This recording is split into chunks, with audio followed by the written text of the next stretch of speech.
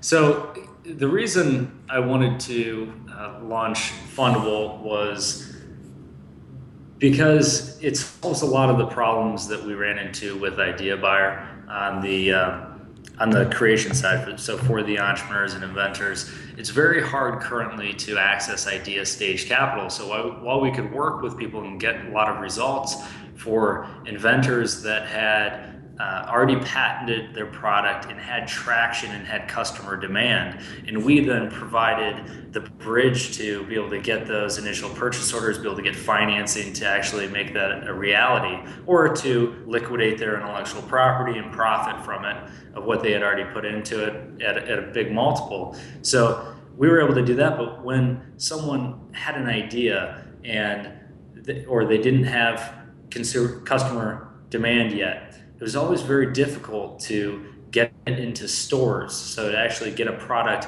carried on the shelves of something like a Dick's Sporting Goods or in Sears or these major retailers or Walmart, because they always wanted to see a certain number of units in inventory.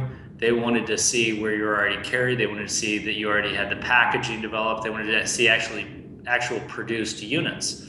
Well, that's difficult for most people to do unless, like some of our clients, like I was talking about, you've had the funds to be able to push it to that point, which takes hundreds of thousands of dollars.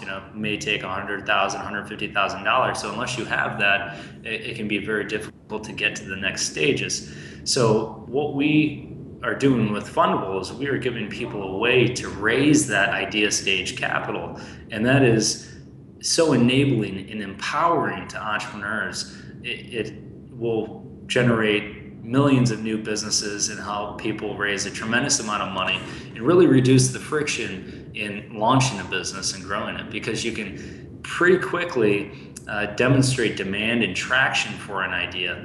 And when you can publicly show demand, you can raise capital.